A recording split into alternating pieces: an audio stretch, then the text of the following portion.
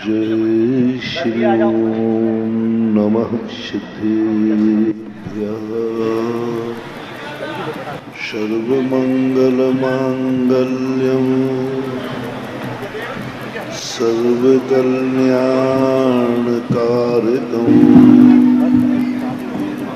प्रधानं सर्वधर्माणां जैनं जयतु शासनं जैनं जयतु शासनं। पंच परमेष्टि भगवान की, आचार्य श्री गुरुवर कुंद कुंद महाराज की, आचार्य श्री गुरुवर विद्यासागर महाराज। कितना भी हम अपने आप को समर्थवान शक्तिमान बना लें, लेकिन जब तक हमारी आत्मा पर का सहारा लेती है तो हमें पर की सेवा करना ही पड़ेगी। संसार अवस्था में आत्मा बिना शरीर के नहीं रहती। व्यक्ति को हमेशा इस बात का ध्यान रखना चाहिए कि हम दूसरे के बिना नहीं जी सकते हैं। दूसरा हमारा सहयोगी है तो हमें भी उसका सहयोग देना चाहिए। लोग दुनिया से अपने काम कराना चाहते हैं लेकिन दुनिया का काम नहीं करना चाहते। हर व्यक्ति चाहता है कि दुनिया मेरे साथ चले, लेकिन कमी यह है कि हम दुनिया के साथ नहीं चलना चाहते। हर व्यक्ति चाहता है दुनिया मेरे काम आवे, लेकिन यह नहीं सोचते हैं कि हम किसी के काम आवे। बस इसी भूल के कारण से हमारी इच्छाएं रह जाती हैं और हमारे लिए कोई काम नहीं आता। हर व्यक्ति भावना कर रहा है, हर बेटा चाहता है कि माँ बाप मेरे काम आवे, हर भाई चाहता है भाई मेरे काम आवे, हर पति चाहता है कि पत्नी मेरे अनुकूल हो, पत्नी चाहती है पति अनुकूल हो। यहाँ तक तुम उतर आते हो कि तुम चाहते हो भगवान मेरे साथ हो, मेरे लिए गुरु महाराज मेरे लिए साधना करें, मेरे लिए तपस्या करें, मेरे काम आवे। मैं इस चीज को नकार नहीं रहा हूं, मैं ये चिंता व्यक्त कर रहा हूं, फिर तुम्हारी इच्छाएं पूरी क्यों नहीं हो रही? क्यों नहीं भगवान तुम्हारे अनुकूल बन रहा है? जन्म जन्म निकल गए भगवान को अपने अनुकूल बनाते हुए, लेकिन नहीं हुआ। जन्म जन्म निकल गए कि सारी दुनिया मेरे काम आए, लेकिन जब संकट आता है तो कोई भी काम नहीं आता। बुरे दिनों में कोई काम नहीं आता। सारी जिंदगी भर से भावना कर रहे हैं कि माँ बाप मेरे अनुकूल हों, लेकिन नहीं हो पा रहा। माँ बाप अब भावना कर रहा है बेटा मेरे अनुकूल हो जाए। परेशान है कितने माँ बाप। तुमने बेटे को जन्म दिया और आज बेटा ही तुम्हारे अनुकूल नहीं। क्यों? तुम्हारे सारे गृहस्थी तुम्हारे अनुकूल नहीं है।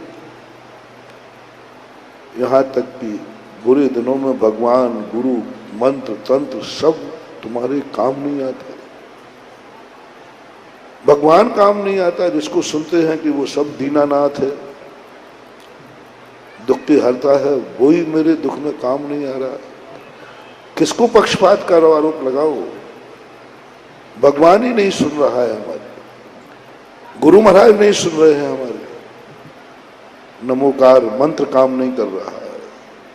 क्या बात है महान भाव, समझो समझो। ऐसा क्या पाप कर डाला जो नमोकार मंत्र भी काम नहीं कर रहा है। कभी कभी लाइलाज बीमारी हो जाती है, डॉक्टर कहते हैं दवाई यही है, इसके अलावा कोई दूसरी दवाई है ही नहीं, लेकिन दवाई काम ऐसा होता है कि नहीं। डॉक्टर कहते साहब कोई दवाई ही नहीं है, यही दवाई है, और आप लोग दवाई लेते हो तुम, और आप क्या कहते हो डॉक्टर साहब कोई फायदा ही नहीं हो रहा है। और डॉक्टर कहते हैं मैंने पूरा जी जान लगा दिया भैया, मैं क्या करूं। सोचना महानुभाव, जहां नमोकार मंत्र हथियार डाल दे, भगवान असमर्थ हो जाए, गुरु असमर्थ हो जाए, समझ लेना तुमने कोई ऐसा पाप कर डाला है, ऐसा निधत्त निकाचित कर्म कर डाला है, जिसके कारण से आज कोई कार्यकारी नहीं हो पा।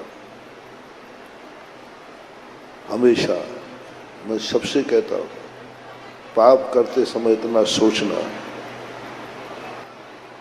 कि इसकी कोई दवाई मिलेगी कि नहीं। ऐसा पाप करते समय सोचना कि एक सिद्ध चक्र मंडल विधान करेंगे तो ठीक हो जाए। मैना शुद्री का उदाहरण मैं दिया करता हूं बहुत बार। कोटिभट्ट राजा श्रीपाल जब अपनी पत्नी के साथ बैठे वार्तालाप, कहते हैं देखो मैं तो बहुत पापी हूं जो मुझे कोढ़ निकला है, तू भी तो पापन है, तभी तो मैं जैसा कोड़ी पति मिला हूं। क्या बात है, मैं तो पापी हूं, कोढ़ निकला है, लेकिन तूने भी कोई पाप किया है, तभी तो तेरा संबंध मेरे से हुआ, कोड़ी पति से हुआ। मैंने सुंदरी के तुझे इस बात का दुख नहीं है क्या? इस बात का तुझे दुख नहीं है क्या? तो मैंने सुंदरी कहती नहीं, मुझे तो कोई दुख नहीं। तब श्रीपाल कहते हैं कि दुख नहीं है तो तू बता कि मेरे लिए क्या ये पाप कर्म का उदय नहीं है? तो मैंने सुंदरी कहती है तुम भी पापी हो, मैं भी पापन हूं, इसमें तो कोई संदेह है ही। पाप मैं भी पापन हूं क्योंकि मुझे आप कोड़ी रूप में मिले, और तुम भी पापी हो जो तुम्हें कोढ़ निकला, लेकिन मुझे इसका दुख नहीं है, मुझे इसका गम नहीं है। बोले तू पापन कह रही हो, पापी कह रही हो, दुख नहीं है? बोले हाँ, मेरी आत्मा बोल रही है कि ये पाप निधत्त निकाचित नहीं है, ये पाप में बीमारी तो आई है, पक्का है, लेकिन इतना विश्वास हो रहा है कि बीमारी लाइलाज नहीं है।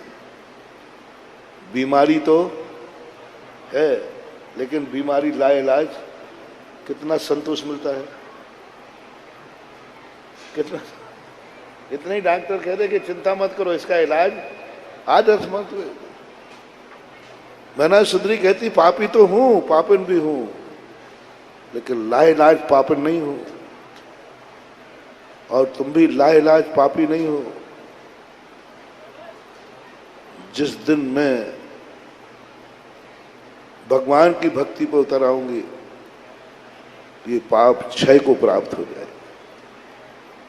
यानी कुछ पाप ऐसे हैं जो भक्ति से भी नहीं कटते। मैंने सुंदर ने कहा कि मैं परीक्षा करूंगा,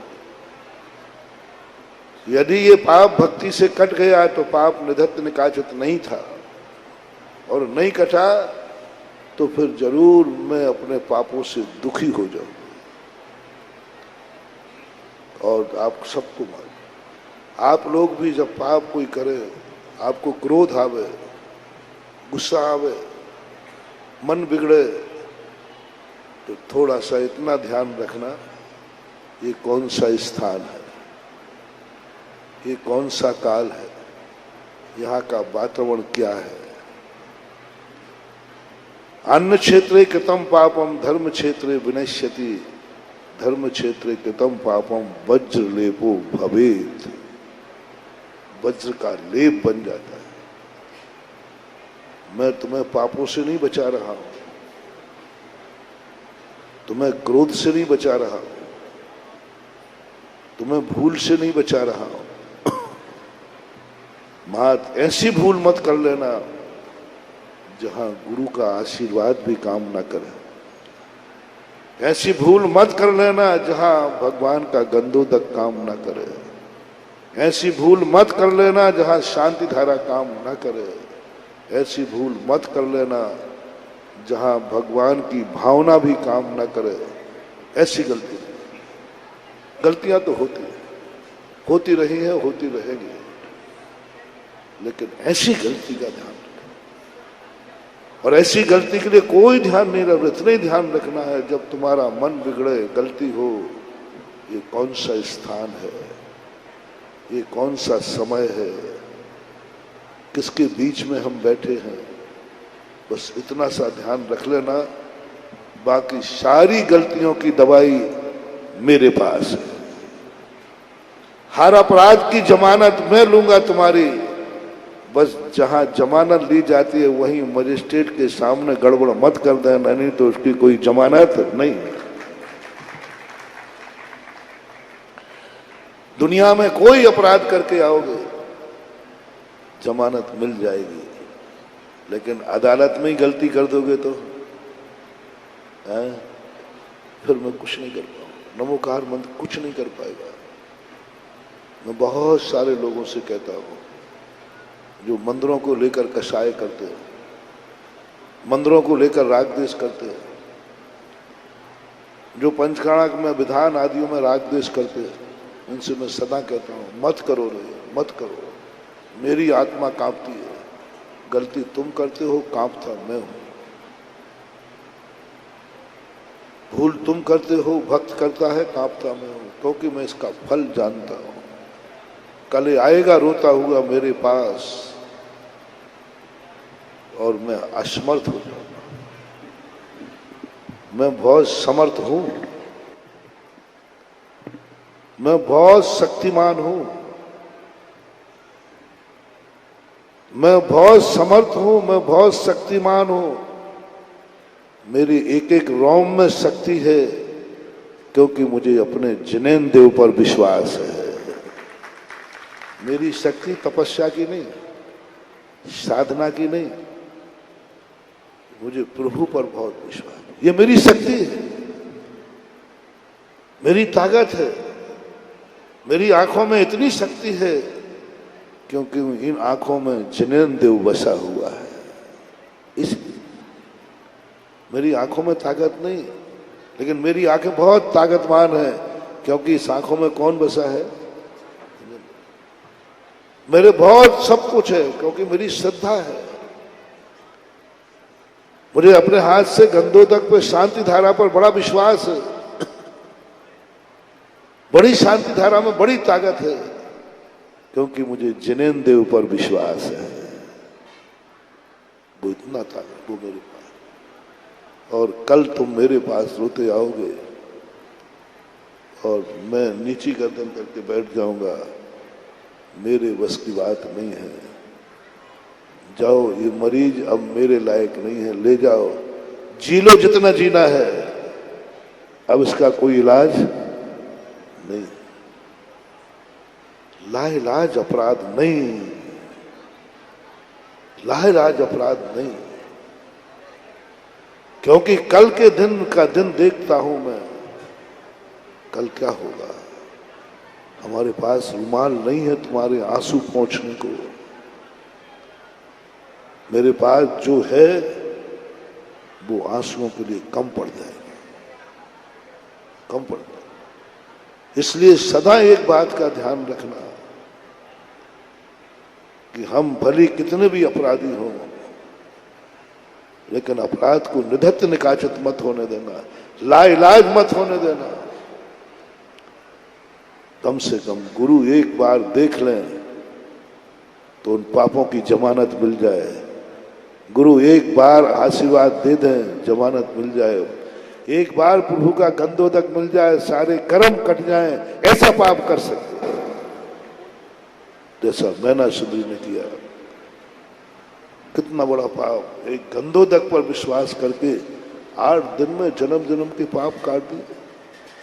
ये हर्ष था मैना सुंदरी को, ये खुशी थी मैना सुंदरी को, ये उनके ऊपर कितनी बड़ी ताकत। उसने श्रीपाल से कहा मुझे यह खुशी है कि आपका और हमारा पाप लाइलाज है। तो मैं उस बात को आज बताना चाहता हूं कि सारी दुनिया को तुम चाहते हो, दुनिया तुम्हारे साथ नहीं हो रही। क्यों? तुम सबको अपने अनुकूल बनाना चाहते हो। तुम भगवान भी मेरे लिए, गुरु भी मेरे लिए, माता पिता भी मेरे लिए, परिवार भी मेरे लिए, धन दौलत, और माँ बाप भी ये चाहता बेटा मेरे लिए। हर व्यक्ति स्वार्थी बन गया है, चूस रहा है हर संबंध को, हर संबंध का शोषण कर रहा है। भगवान से हमें जितना मिल सके चूस लो। ये भगवान अतिशयकारी है, शक्तिमान है। ले लो जितना मिलना है, ले लो, चूस लो जितना चूसना है। और जिस दिन तुम्हें मिलना बंद हो जाएगा उस दिन यूज एंड थ्रू फेंको इसको। अब यहां कुछ नहीं रखा है, अब यहां कुछ नहीं रखा है, देख लिया। ऐसे नमोकार मंत्र को आप चूस रहे हो, गुरुओं को चूस रहे हो, मंदिरों पूजाओं को चूस रहे हो। कुछ मिल जाएगा बंधु। मैं इस आदत को तुम्हारी छुड़ा नहीं सकता, इस स्वार्थ को मैं तुम्हें हटा नहीं सकता, क्योंकि जब तुम किसी से भी संबंध बनाते हो तो सबसे पहले तुम्हारा स्वार्थ आता है, मुझे इससे क्या मिलेगा। ये तुम्हारी आदत है। हम इस आदत को तुम्हारी छुड़ाएंगे नहीं, तुम छोड़ भी नहीं सकते, क्योंकि मैं तुम्हें जानता हूं अच्छी तरह से। मैं जानता हूं इस संसार को अच्छी तरह से कि इस आदत को यदि मैं छुड़ाऊंगा तो ये नियम तुम्हारा टूट जाएगा, तुम नहीं पाल पाओगे, क्योंकि तुम पग पग पर स्वार्थी हो। माँ बाप को निस्वार्थ नहीं हो पाओगे तो माँ बाप से स्वार्थी हो, परिवार से स्वार्थी, तुम कण-कण के स्वार्थी हो। तुम एक गमले में पेड़ लगाते हो, उससे भी स्वार्थ से भर जाते हो। ये मेरे कमरे की शोभा बढ़ाएगा, ये मेरे कमरे को क्या कहते, गार्डन आदि लगाते हो, वहां भी तुम्हारा स्वार्थ है एक पेड़ के लिए। चलो मैं तुम्हारी इस बात को ना नकारता हुआ एक नियम देता हूं। कभी कभी ऐसा भाव कर लिया करो, जो मेरे लिए है मैं उसके लिए हूं, मैं इसके भी काम आऊंगा। कभी तो भाव करो कि मैं इसके काम आऊंगा। कभी तो संबंधों में करो एक दूसरे को, मैं तुम्हारे लिए हूं। बेटा बाप से कहे मैं तुम्हारे लिए हूं, माँ बाप कहे बेटा मैं तुम्हारे लिए हूं, पति पत्नी से कहे, पत्नी पति से कहे मैं तुम्हारे लिए हूं। कभी भगवान से कहना, भगवान तू ही मेरे लिए नहीं, मैं भी तेरे लिए हूं। गुरु महाराज मैं तेरे लिए हूं। हे पूजा की थाली तू मेरे लिए नहीं, मैं तेरे लिए हूं। हे नमोकार मंत्र मैं तेरे लिए हूं। जब ऐसा थोड़ा सा भाव आ जाता है तो सारी दुनिया तुम्हारे कहे बिना तुम्हारी हो जाती है। आज तीर्थंकर की दशा देखकर आज बहुत बड़ा शिक्षा का ज्ञान आ रहा है। भगवान अनंत बल के धारी, अनंत शक्ति संपन्न, उन्हें किसी की कोई जरूरत नहीं, कोई जरूरत नहीं, अतुल बल प्रकट हो गया है। लेकिन आज उनके मन में भी एक राग जागा, इस शरीर ने मेरे ऊपर उपकार किया है, मुझे इस औदारिक शरीर ने रत्नत्रय धारण करने की योग्यता दी है, इसने मुझे मुनि बनने का सौभाग्य दिया है। क्योंकि मात्र मनुष्य का औदारिक शरीर है, जिसमें आत्मा बैठ जाए तो मुनि बनोगे, देव मुनि नहीं बन सकता। मात्र मनुष्य पर्याय का शरीर मिले, आत्मा कितना भी ज्ञानी हो जाए। द्वादशांग के पाठी थे भगवान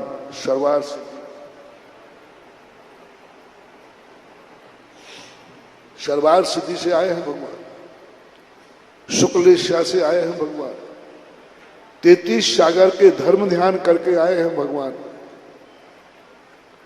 लेकिन तरस गए। क्या काम का स्वर्ग का वैभव। कल सौधर्म में पालकी उठाते समय क्या दिखता रहा, क्या काम का ये वैभव। आज प्रभु की पालकी में हाथ लगाने लायक नहीं रहा। आज मनुष्य पर्याय की शरीर की कीमत करो। ये हाड़ मांस का पिंजड़ा नहीं है, इस शरीर की इतनी कीमत है, इतनी कीमत है कि यदि यह शरीर न मिलेगा तो आज तक कोई मुनि नहीं बन पाया और मोक्ष भी नहीं हो पाएगा। कहने कोई हाड़ मांस का पिंजड़ा है, लेकिन आज भगवान ने समझा यदि ये शरीर नहीं मिलता मुझे तो आज मुनि कैसे बनता, आज मैं तपस्या कैसे करता। तो भगवान के मन में, भगवान को कुछ भी इस शरीर की चिंता करने की जरूरत नहीं है, कुछ भी सोचने की जरूरत नहीं, कुछ नहीं बिगाड़ पाएगा इस शरीर का, अपना तो बिगाड़ देगा। अपन ने तो शरीर को नाराज किया तो ये अकाल में मार देगा। शरीर को यदि अपन ने पेट्रोल नहीं दिया तो चक्कर खा के गिरा देगा। यदि इस शरीर को हमने खान पान नहीं दिया तो राम राम कितने दिन चलेगा, 2 दिन, 4 दिन, 8 दिन, 1 दिन ऊपर चले जाएगा। तो अपना तो अपन तो इसके बहुत है, लेकिन तीर्थंकर का ये शरीर कुछ नहीं बिगाड़ सकता, उनको चक्कर कभी आ नहीं सकता, उनका अकाल में मरण हो नहीं सकता। शरीर को सुखा करके छुआरा कर दें तो भी भगवान तीर्थंकर का कुछ नहीं बिगड़ता, बीमारी उनको होती, कुछ नहीं होने वाला। फिर भी प्रभु ने इस शरीर के साथ दादागिरी नहीं की, शरीर का शोषण नहीं किया। आज 6 महीने बाद शरीर की तरफ जब देखा तो शरीर सूख करके छुआरा हो गया था। 6 महीने से इसको खाने पीने नहीं मिला था। भगवान के मन में संभवतः आया होगा ऐसा शरीर बेचारे ने क्या बिगाड़ा है जो वो इतना नहीं, तू मेरे काम आया है, तूने मुझे रत्नत्र दिया है, चल मैं भी तुझे कुछ दिलाता हूं। और आज वो इस शरीर को दिलाने के लिए निकल रहे हैं। साधु आहार अपने लिए नहीं करता है, इस शरीर के लिए करता है, क्योंकि इस शरीर का मेरे ऊपर बहुत उपकार है, बहुत एहसान है इस शरीर का।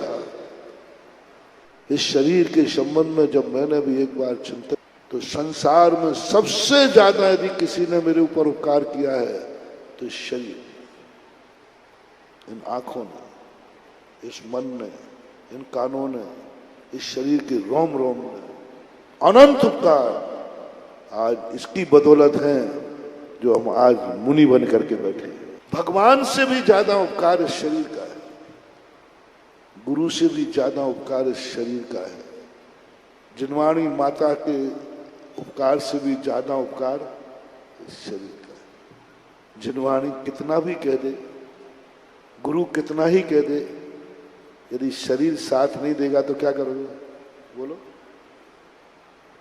कितना ही गुरु कह दे, जिनवाणी कितना ही कह दे, लेकिन शरीर साथ नहीं देगा तो, और शरीर साथ दे दे और गुरु ना भी मिले और जिनवाणी ना भी कहे तो भी हम कुछ कर सकते हैं, कुछ कर सकते, पूरा ना से कुछ तो कर सकते। इसलिए शरीर का जो धर्मात्मा लोग हैं, जो धर्म कर रहे हैं, खास तौर से आपके लिए तो नहीं कहूंगा, हम मुनियों के लिए तो शरीर बहुत उपकारी है। जब इसने इतना उपकार मेरे ऊपर किया है, इसलिए 24 घंटे जब ये मेरे ऊपर उपकार करता, मेरी सामायिक कराता, मेरा प्रतिक्रमण कराता, मेरा ध्यान कराता, तब मैं इसके लिए आध घंटे के लिए मैं इसके लिए निकला। 24 घंटे जब मुझे देता है तो मैं इनको आध घंटे देता हूं कि चल तेरे लिए भी मैं कुछ खिला पिला के लाता। आपका बच्चा होता है ना छोटा, कई बार आप चल छोकरे तुझे मेला घुमा के लाता, तुझे भी खिला पिला के लाता। ऐसे ही साधु के मन में भाव आता, चल शरीर तुझे मैं खिला पिला के लाता हूं, क्योंकि तूने मुझे 24 घंटे कुछ ना कुछ उपकार किया है। आज तीर्थंकर 6 महीने के बाद शरीर के लिए चल पड़े, शरीर की स्थिति के लिए चल पड़े और जगत के लिए दिखाने के लिए कि जिसने हमारे ऊपर उपकार किया हो, कभी कभी अपना ध्यान छोड़ करके भी उस पर उपकार करने का भाव करना चाहिए। दूसरा कारण, साधु को तुम लोग कभी, हम आहार लेने कभी जाते ही नहीं। मैंने बता दिया शरीर के लिए आहार चाहिए, क्योंकि ये मेरा उपकारी है। इसलिए मैं इतना बड़ा, आज तीर्थंकर इतने बड़े साधु पंच परमेष्टि में आते, जगत पूज्य हैं, और आज तुम्हारे एक असैमी एक ग्रस्त के दरवाजे खड़े हो रहे हैं अंजलि फैला करके। इतनी बड़ी शक्ति तुम्हारे दरवाजे आ रही है। हाँ, नीति है, मर जाऊं मांगू नहीं अपने तन के काज, और परमार्थ के कारण मोह न आवे लाज। मुनिराज कहते मैं अपने लिए नहीं मांगूंगा, मर जाऊंगा तो भी नहीं मानूंगा, लेकिन जिस शरीर ने मेरे ऊपर उपकार किया है उस शरीर को मांगने में हमें कोई लज्जा नहीं है। मैं दरवाजे जाके खड़ा हो सकता हूं, बड़ी मैं साधु हूं, ग्रस्त के दरवाजे खड़ा हो जाऊंगा। किसके लिए? अपने लिए नहीं, मेरे लिए नहीं, इस परम उपकारी शरीर के लिए। इस शरीर को उपकारी मान करके कितना नीचे उतर जाता है साधु, जिसके दरवाजे सारा 3 लोक आता है, और जब शरीर की बात आती है तो साधु तुम्हारे दरवाजे आकर खड़ा हो जाता है। शरीर उपकार की एक कारण, ये तो मेरा पक्ष मैंने कहा, तुम्हारा पक्ष में कहना चाहता हूं। तुम्हारी जिंदगी का कभी साधु को आहार मत देना, साधु के लिए आहार मत देना। तुम बहुत बड़े ये भयंकर मत करना, हम चौका नहीं लगाएंगे तो साधु को कौन आहार देगा। कई लोगों को आहार है महाराज जी, हमारे यहाँ चौका लग जाता तो साधुओं को 2 रोटियां मिल जाती, नहीं तो कोई चौके लगाने वाले नहीं। तुम बंद कर दो चौका लगाना, नहीं तो दुर्गति होगी तुम्हारी। साधु को किसी ने चौका नहीं लगाया तो तुमने लगाया, मत लगाना, मर देना साधु को, कोई दोष नहीं है। लेकिन साधु को इसलिए चौका नहीं लगाना कि कोई नहीं लगा रहा है, बेचारे, अब क्या करें। कई लोग हो जाते हैं मजबूर। ये गलती मत कर, ये अपराध मत कर। साधु को कभी भूखा है इसलिए रोटी मत खिलाना, साधु भूखा है इसलिए रोटी मत खिलाना। भूखे को रोटी भिखारी को खिलाई जाती है, साधु को नहीं। वो करुणा दान कहलाता है, पात्र दान नहीं कहलाता। कभी भाव नहीं करना कि साधु को चौका नहीं लगा इसलिए मैं लगा लूं। कभी ये भाव नहीं करना कि साधु चौका नहीं लगाएंगे तो भूखा रह जाएगा। ये भाव करना भी पाप है, अपराध है। चौका किस लिए लगाना, आहार किस लिए देना? मैं कौन होता हूं साधु को रोटी देने वाला? मैं कौन होता हूं साधु की भूख मिटाने वाला? मैं कौन होता हूं? मैं तो चौका इसलिए लगा रहा हूं कि मेरा जीवन धन्य हो जाए, मेरा अन्न धन्य हो जाए, मेरा घर धन्य हो जाए, मेरी आंखें धन्य हो जाए, मैं शुद्धि बोलकर मुंह को धन्य कर लूं, मैं पड़गाहन करके अपने जीवन को बस 24 घंटे तुम्हारे पास एक ही चाल घूमना चाहिए। साधु आहार को निकल जाए तो मैं नमोस्तु नमोस्तु नमोस्तु कह करके अपने किसको धन्य करना है? किसको बोलो ना, मुंह को धन्य करना। मेरा मुंह धन्य हो जाएगा जब महाराज को नमोस्तु कर लूंगा। साधु की छवि दिख जाए, मेरी आंखें धन्य हो जाएंगी, क्योंकि साधु को देख लिया, मैंने नमोस्तु कर लिया, मैं धन्य हो गया। मैंने अतरो अतरो कह दिया, मैं धन्य हो गया। मेरे अभाग, मैंने धन्य के लिए, मैंने महाराज को आहार देने के लिए चौका नहीं लगाया है, मैं महाराज को आहार देने के लिए पड़गाहन को नहीं खड़ा हुआ हूं, मैं तो महाराज की छवि देखने के लिए, आंखों को धन्य करने के लिए खड़ा हो रहा हूं।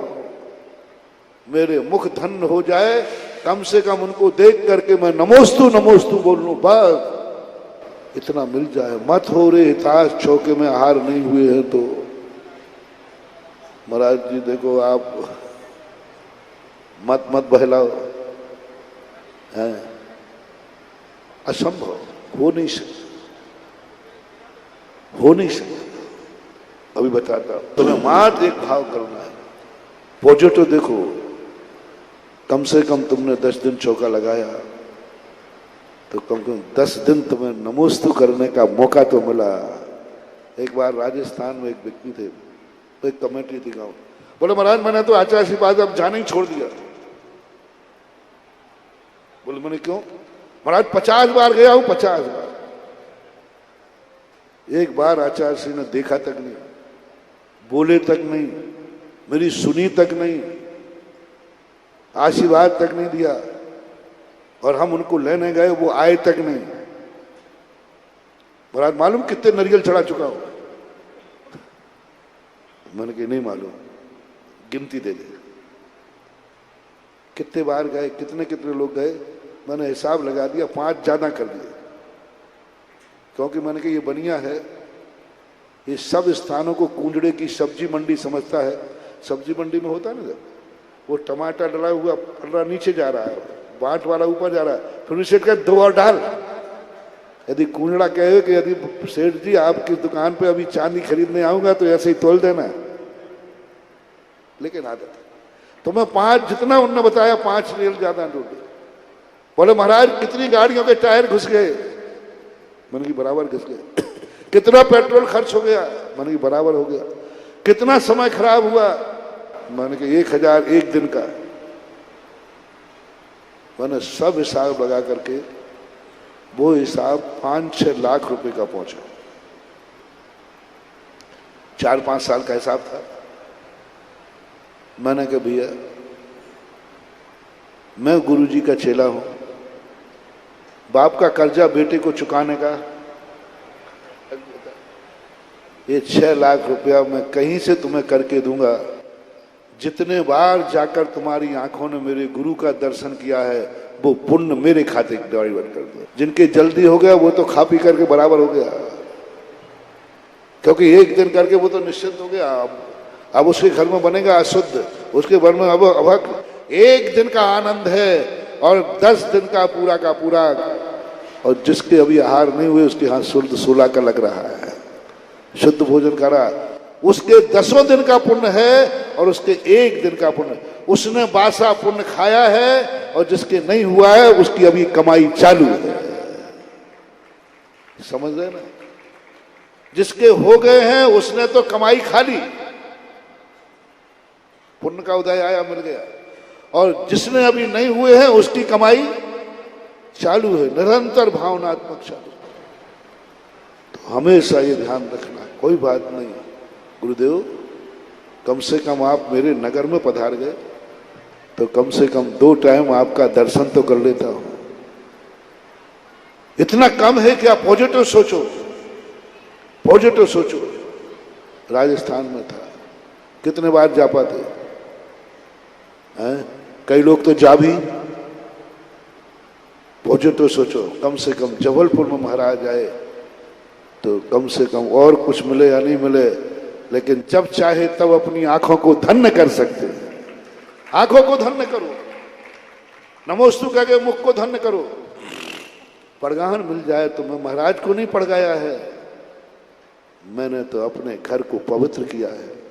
मैंने महाराज को आहार नहीं दिया है, मैंने तो अपने आप हाथों को धन्य किया है, मैंने तो अपने अन्न को धन्य किया है। बस ये अनुभूति तुम्हारे अंदर चलते रहना चाहिए। महाराज से तुम्हें कोई लेना देना नहीं,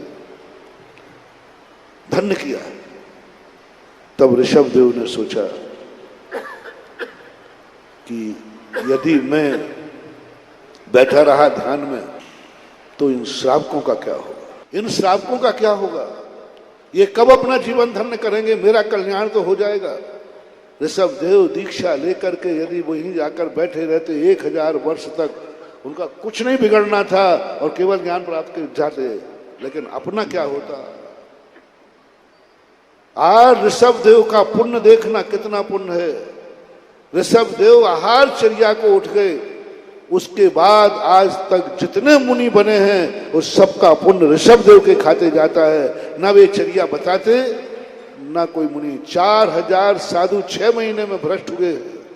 किस कारण से? चर्या का। और कोई मुनि बनते ही नहीं, और बनता तो मरता, क्योंकि खाने का कोई इंतजाम नहीं। ऋषभ देव तो ध्यान में बैठे रहते।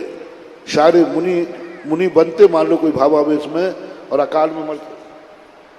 कितना उपकार! मैं तो यही सोचता हूं, पुण्य और पाप क्रिया में ज्यादा पुण्य पाप नहीं है, उस पुण्य और पाप क्रिया का फल कितना है।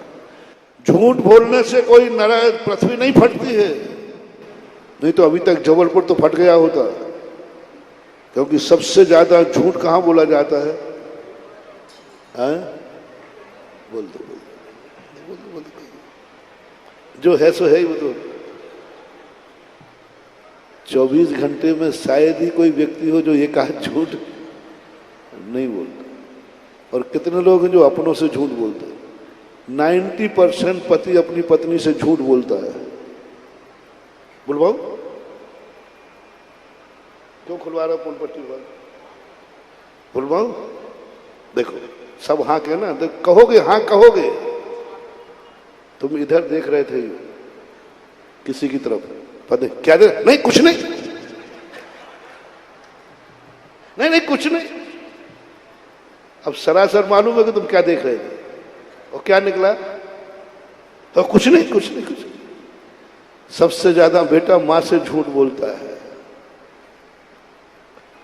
और सबसे ज्यादा मां बेटे से झूठ बोलती है। बाबा ले गया कि नहीं? बाबा कहां है? पृथ्वी क्यों नहीं फटी?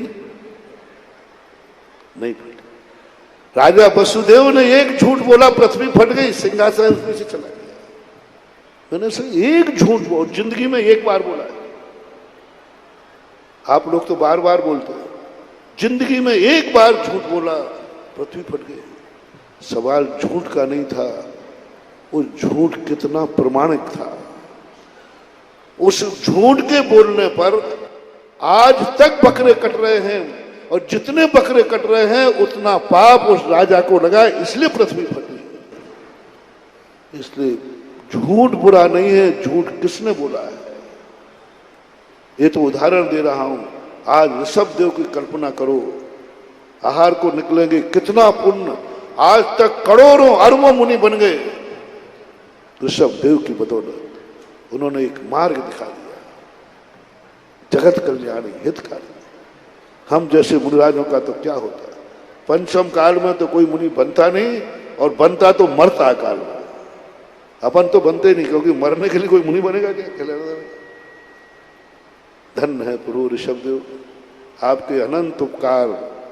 हम जैसे हीन, हम जैसे शक्तिहीनों को भी आपने कुछ नहीं बिगड़ता था। आज भगवान आहार को उठ रहे हैं, मात्र हम जैसे तुच्छ शक्तिहीन साधुओं की दया करने के लिए निकल रहे हैं। जनता कहीं लांछन न लगा दे, भगवान तो मुनि बने थे, वो आहार को नहीं निकले, तुम आहार को क्यों निकल रहे? इसका अर्थ है तुम मुनि नहीं हो सकते। ये लांछन आएगा कि नहीं? आज क्योंकि अपन लोग निकलते हो, कोई भगवान निकलते ही नहीं। तुम लोग कहते कि नहीं ये गलत है। ऋषभ देव, बड़े लोगों की महानता होती है, जब कोई कार्य छोटों से करना अनिवार्य होता है, उनको करना जरूरी नहीं होता है। छोटों की लाज बचाने के लिए वो भी छोटे बन जाते हैं। हम लोगों की लाज बचाने के लिए आज प्रभु इतने छोटे बन गए, कैलाश पर्वत से उतर करके अयोध्या की तरफ आ गए।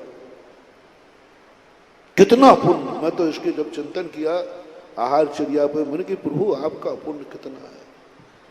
तो मैं तो यही मान रहा हूं, प्रभु आप अपने लिए हार को नहीं उतर रहे हैं, हम जैसे शक्तिहीन मुनियों के ऊपर दया करके हार को उतर रहे हैं। मैं तो यही कहता हूं, धन्य है प्रभु आपका अनंत उपकार, आप अपने लिए हार को उठे ही नहीं। बस यही स्थिति में आपसे कहना चाहता हूं, महानुभाव, आज मैंने सब कुछ प्रभु को, मेरे मन में भाव भी नहीं आ रहा है कि प्रभु अपने लिए हार को उठ रहे हैं। मुझे तो ये लग रहा है कि मेरे लिए उठ रहे हैं, क्योंकि वो मुझे बहुत चाहते हैं। कौन व्यक्ति अपने लिए कुछ कर सकता है? मुझे तो ये बन रहा है, मैं अपनी बता दूं, एक कोड़ा कोड़ी सागर वर्ष पहले ऋषभ देव आहार के उठे हैं। मैं कहता हूं मेरे लिए उठे हैं, क्योंकि मुझे बहुत चाहते हैं, बहुत चाहते हैं। वो मेरे लिए कुछ भी कर सकते हैं। वो जानते हैं कि ये अपना आहार के रत्नत्रय पालन नहीं कर पाया, काल में मरेगा, तो उन्होंने कहा बेटा ऐसा नहीं करना, मैं उठ के दिखाई देता हूं। वो मेरे लिए उठे थे, मेरे लिए उठे थे, क्योंकि वो मुझे बहुत चाहते हैं। तुम सोचते हो कि मैं आदिनाथ को ज्यादा चाहता हूं? नहीं, तुम भूल कर रहे हो। मैं तो कुछ नहीं चाहता हूं जितना वो मुझे चाहते हैं। मैं तो आज उनको चाह रहा हूं, वे तो एक कोड़ा कोड़ी सागर वर्ष पहले चाह दिया था कि पंचम काल का फल ये मुनि होगा। मैं तो आज चाह रहा हूं, आज चाहता हूं। शास्त्रोदय तीर्थ क्षेत्र के आदिनाथ को मैं नहीं चाहता हूं, शास्त्रोदय के आदिनाथ क्षेत्र मुझे बहुत चाहते, बहुत चाहते, इतना चाहते हैं, इतना चाहते हैं, इतना चाहते हैं, इतना चाहते हैं। ऐसे पंच कल्याण के व्यस्त समय में भी प्रतिदिन मुझे दर्शन देने हनुमान काल बुला लेते। प्रतिदिन जा रहा हूं, मन थक नहीं रहा। बहुत बार मन आया, इतना कार्यक्रम में क्यों ना आदिनाथ कहते आजा, कम हियर, कम हियर, आजा, जितने दिन है उतने दिन लूट ले आनंद मेरा, जितने दिन है ले ले आशीर्वाद, भर जाए एनर्जी से। जब भीम समुद्र के अंदर फेंक दिया दुर्योधन ने, वैष्णव दर्शन के अनुसार नीचे पहुंचता है, पूरी कहानी नहीं सुना। जो वहां पर जो शेष नाग था, जो देवता थे, उन्होंने सारी कहानी सुनने के बाद कहा, भीम तेरे साथ ऐसा हुआ, ले ये अमृत है, एक कटोरे में 10 हाथी का बल है, जितने कटोरे पी सके पी जा। भीम खीर खाई और भूखा प्यासा तो था ही, खीर तो खा ली थी, लेकिन पानी 7 कटोरे डकार गया पट्टा। कितने हाथी का बल? 70 हाथी का बल लेके निकला। मुझे भी शास्त्रोदय तीर्थ क्षेत्र के आदिनाथ ने कहा, बेटा एक दिन भी मत चूक, आजा, ले ले, जितना पीना है पी जा, जितनी शक्ति चाहिए ले ले। मुझे तो आज आदिनाथ का दर्शन करते ये लगा कि प्रभु मैं तो कुछ भी नहीं चाहता हूं जितना तुम चाहते हो। मुझे ऐसी भयंकर गर्मी में इतनी शक्ति दे दी कि मैं प्रतिदिन तेरे पास आ रहा हूं। मैंने ये नहीं कहा भगवान देखो मैं तुम्हें कितना चाहता हूं, समझ रहे ना आप? देखो मैं तुम्हें कितना चाहता हूं भगवान, देखो सोचो कोई है ऐसा साधु के पंचकलना गोल बाजार में हो, गर्मी का समय हो और प्रतिदिन तेरे दरवाजे आवे, देखो मैं कितना चाहता हूं। मुझे भाव नहीं है। मैंने तो कहा भगवान तुम मुझे इतना चाहते हो, अब पता चला मुझे इतना चाहते हो। ऐसी भयंकर गर्मी, गोल बाजार 2.5 किलोमीटर दूर, 2.5 जाना 2.5 आना, और गर्मी में शक्ति हर साधु की कमजोर रहती है, फिर भी आपने इतनी शक्ति मुझे दे दी, इतनी शक्ति दे दी, और इतना शक्ति देकर मुझे प्रतिदिन बुला रहे हो। जरूर आप मुझे बहुत चाहते हो। दर्शन देना ही, दर्शन करने का महत्व नहीं है महानुभाव, दर्शन देने का महत्व। वो दे रहे हैं, हमें शक्ति दे दी इतनी, मैं होके आ जाता। कल थोड़ा सा पैर डगमगाया कि कल नहीं जाऊं, एक सीढ़ी रुक गया मैं,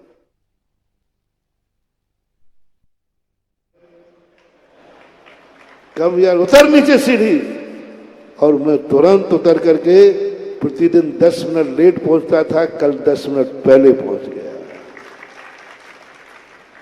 कितना चाहते हैं मुझे आने का। मैं यही सोच रहा हूं कि भगवान आप कितने करुणा निधान। आज सारे जगत के मुनियों के लिए आज आप हार को उतरेंगे, मार चलाने के लिए। आप लोगों से मेरा कहना है महानुभाव, जब मुनिराज तुम्हारे नगर में आए तो ये मत सोचना, ये सोचना कि ये मेरे लिए कितना चाहते हैं। हजारों लोगों के स्थानों से निमंत्रण छोड़ करके मेरे घर आ गए, मेरे दरवाजे आ गए, मेरे नगर में आ गए। इसका अर्थ है जबलपुर वालों को कितना चाहते हैं महाराज। आहार को जब उठे तो कभी मत सोचना कि महाराज को प्यास लगी है, महाराज को भूख लगी, कल्पना में भी नहीं आना। एक ही बात सोचना, महाराज हम लोग कितना चाहते हैं कि हम लोगों को धन्य करने के लिए मेरे घर पधार गए। मेरे को धन्य करने के लिए महाराज ने अंजलि ले ली, मेरे को धन्य करने के लिए महाराज पड़गान के लिए निकल पड़े, मेरे को धन्य करने, एक ही बस कल्पना आना चाहिए। आहार देते समय कभी ये नहीं आना चाहिए कि महाराज आहार ले रहे हैं, ये आना चाहिए मैं आहार दे रहा हूं, महाराज का पेट भर रहा है, ये नहीं आना चाहिए मेरे पुण्य का भंडार भर रहा है, ये आना चाहिए। मेरे भाग्य से, मेरे पुण्य से मेरे लिए कितना है। आज कल जो मैंने कहा था आपको, आज आहार दान का प्रसंग है। आचार्य श्री ने आपको कितना चाहते हैं। मैं तो कहता हूं पूरे संसार में सबसे ज्यादा आचार्य श्री चाहते हैं तो जबलपुर को।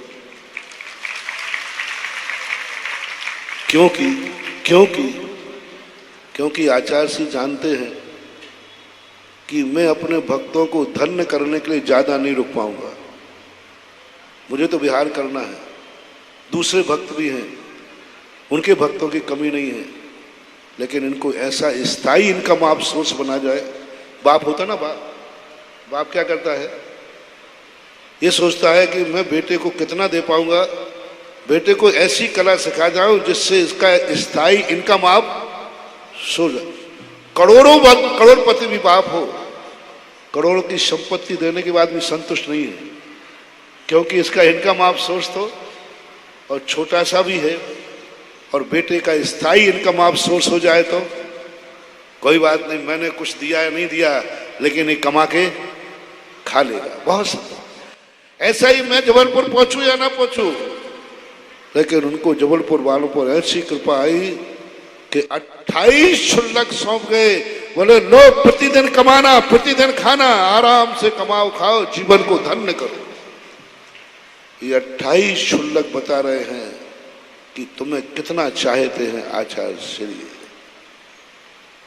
इन 28 शुल्लकों को तुम्हारे पास होगा, प्रतिदिन पुण्य कमाओ, स्थायी इनकम आप सोर्स, स्थायी इनकम आप सोर्स। जब तुम्हारे घर में कोई वृत्ति हो जाए, त्यागी हो जाए, महानुभाव अपने आप को धन्य मानना। मैंने कितने पुण्य किए हैं कि हमारे घर में त्यागी वृत्ति है, स्थायी इनकम आप सोर्स पुण्य कमाने का। उस घर के त्यागी वृत्ति को ऐसे भोजन कराओ जैसे कि हम एक अतिथि संभोग कर रहे हैं। कितना पुण्य।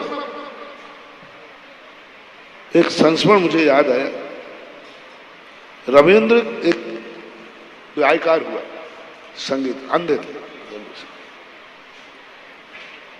कोई पत्नी अंधा पति नहीं चाहती। एक कन्या ने ये चुना, उससे जब इंटरव्यू लिया, पेपर में पढ़ा था मैंने, उसने कहा कि मैंने शास्त्रों में पढ़ा है कि अंधों की सेवा करो, अंधों की सेवा करो, बड़ा पुण्य करना। तो मेरे कितने भाग्य हैं कि मेरे घर में 24 घंटे एक अंधे हैं जिनकी सेवा करके मैं अवभाग्य मानती हूं, धन्य मान करके। उसने जब शादी के बाद पूछा कि आपने अंधे से क्यों किया, बोले मेरे एक ही भाव आया, मैंने तो इनको अंधा किया नहीं है और अंधा करने का भाव नहीं था। जब अंधे ही हैं तो क्यों ना मैं इनकी सेवा कर सकूं, क्यों ना इनको जिंदगी की आंखें, मेरी आंखें इनकी आंखें हो जाएं। क्या कैसा परिणाम आता है। ऐसा ही कभी कभी 28 शुल्लक तुम्हारे यहां सौंप गए सेवा के लिए, करो प्रतिदिन पुण्य कमाओ। जिस दिन मन आए उस दिन चल पड़ो गाड़ी उठा के, बोले चलो आज अतिथि संभोग करते हैं। अतिथि संभोग, उत्तम पात्र नहीं सही, मध्यम पात्र, मध्यम पात्र में तो आते ही है और मध्यम पात्र भी तुम्हें मिलता है। और आज सबसे बड़े, आज का ये पंच कल्याण की सबसे बड़ी सफलता, आज भारत में सबसे बड़ा दान दिया है जबलपुर के उन श्रेष्ठियों ने। बड़ी बड़ी धर्मशाला बनाए, बड़े बड़े स्थान बनाए, लेकिन चौके के लिए कमरे बनाने का जो जिन्होंने संकल्प किया है, बहुत अपरंपार भंडार भर लिया है। जिन्होंने चौके के कमरे बोले, मात्र चौके के लिए, मात्र साधुओं के हार के लिए। तुम ये मत बोलना महानुभाव कि मैंने महाराजों के चौके के लिए कमरा बनाया। तुम तो ये बोलना संसार में सबसे पहले मैंने अपने धन का सदुपयोग किया है। मेरे बनाए हुए मकान में छुल्लक जी हार करेंगे, महाराज जी हार करेंगे। मेरा जीवन धन्य है और उस धन्यता के कारण तुम्हें ऐसी अनुभूति हो। आज ये पंचकल्याण सफल हुआ जो मुझे ऐसे दान करने का मौका मिला और ऐसी प्रतिभा स्थली। चिंता मत करना, ये प्रतिभा स्थली जितने तुम स्कूल खोल रहे हो, एक दिन इनका रेट बढ़ने वाला है, क्योंकि आज हर हायर एजुकेशन में पढ़ने वाले लोगों का चरित्र का कोई ठिकाना नहीं है। तुम जिस बच्चे से शादी करते हो, जरूरी नहीं कि वो बच्चा तुम्हारे कोई चाहता, पता नहीं कितनों को चाहता है। जिस बेटी से शादी कर रहे हो, जरूरी नहीं कि वो तुम्हारी ही हो। ये संदेह के बीज बो रहे हैं। हर बच्चे को, उस बच्ची की शादी करते समय परिवार सोचते हैं जिसको मैं कुंवर साहब बना रहे हूं, कहीं इसके किसी और से संबंध हो। और हर बहू लाने के पहले सोच रहा है कि बच्ची कहीं गड़बड़ तो नहीं है, क्योंकि सबको इस पढ़ाई पर शक, आज की आधुनिक जो पढ़ाई हो रही है उस पर सबको शक हो रहा है कि कॉलेजों में पढ़ने वाली बेटी कहां तक सुरक्षित रहेगी, बेटा कहां तक सुरक्षित रहेगा।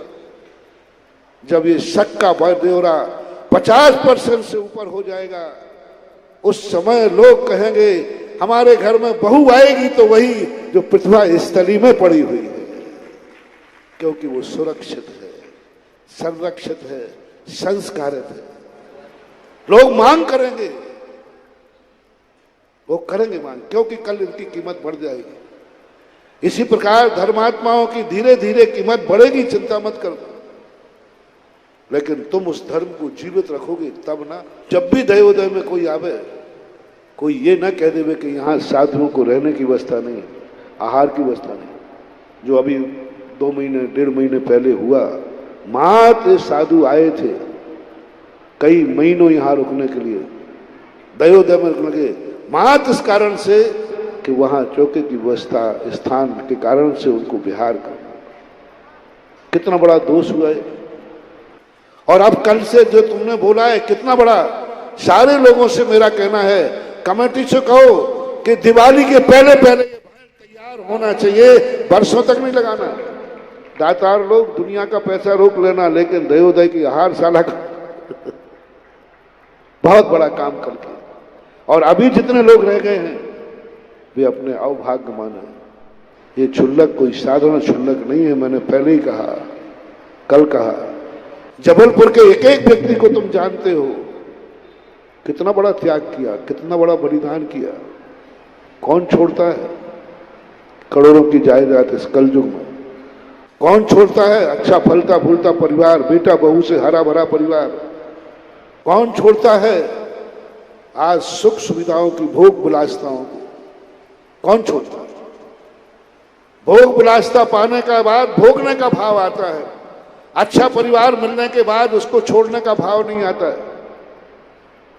लेकिन आप सब कुछ जानते हैं कैसे कैसे लोगों ने, घर में कोई निकाल नहीं दिया गया है, घर में कोई बुरे नहीं थे, सारा परिवार इनको प्राणों से प्यारा है, चाहते, सब कुछ चाहते थे, लेकिन मात्र एक आत्म कल्याण के धर्म मार्ग के लिए पुण्य को ठुकराया है, पाप को नहीं। पाप कर्म को ठुकरा करके जो आते हैं, मैं उसे धर्मात्मा नहीं मानता हूं। और जो पुण्य कर्म के फल को ठुकरा के आते हैं वे हैं सही धर्मार्थ।